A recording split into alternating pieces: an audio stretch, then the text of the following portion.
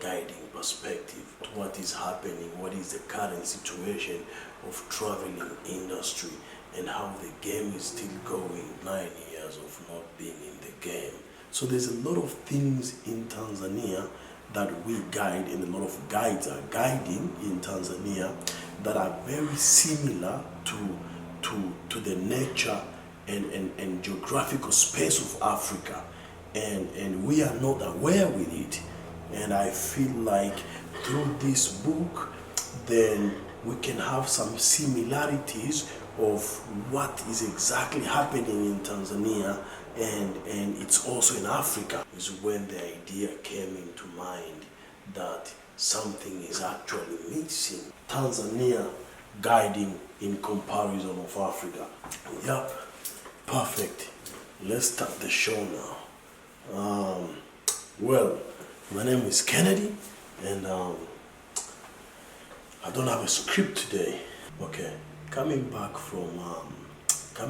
to guiding after several years, after 9 years of not being in the game, it feels scary.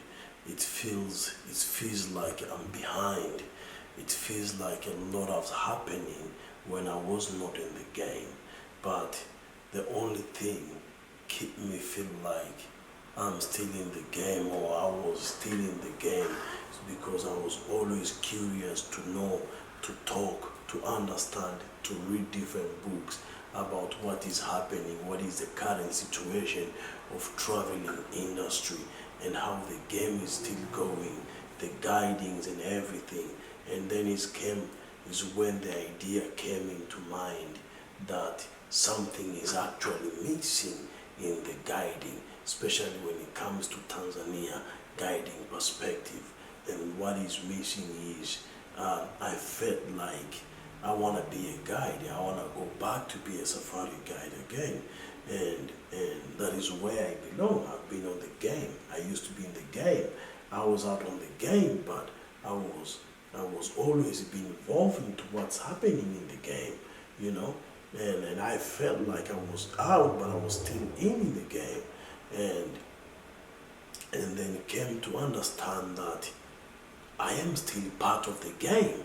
And the reason, or the biggest confidence that I felt like always I'm still part of the game, is because I got brothers, I got sisters, I got a twin brother, my own twin brother, who is on top of the food chain when it comes to the game, you know, and everybody that we worked together before, we trained together before, we studied together before. I was always in contact with them. And then I realized I'm still part of the game, but I wanted to come and bring something new to the game, you know, because you know, I felt like sometimes along the way, Corona came and hit, and everything splashes away, and everybody was like, you know, in a different direction, and then things comes back again. And I feel like everybody's now trying to come back again, and the travel and tourism industry, you know, is coming again. And then I thought maybe I can be a better guide. I thought I can be a better guide than just a normal guide, you know. I thought maybe it's time to look on what we can guide in Tanzania that we have and Africa has as well. And then it's when I came with the idea of Tanzania guiding in comparison of Africa.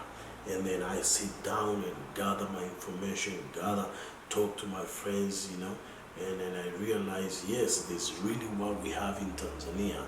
And we guides, because I call myself as a guide as well, we guides stay in Tanzania, but it's actually not just existing in Tanzania, but exists everywhere in Africa. You know, for instance, if you talk about culture, if you talk about landscape, if you talk about vegetations, if you talk about animals, you know, it's just the same whole big cycle, you know, of this, you know, this natural ecosystem that goes all around Africa. and I thought this idea will brave the mind of guides, and it will bring a different knowledge and not just a different knowledge, but give you that an extra mileage of understanding. And especially when you get maybe a challenging customer or a client, you call client, sorry, you know,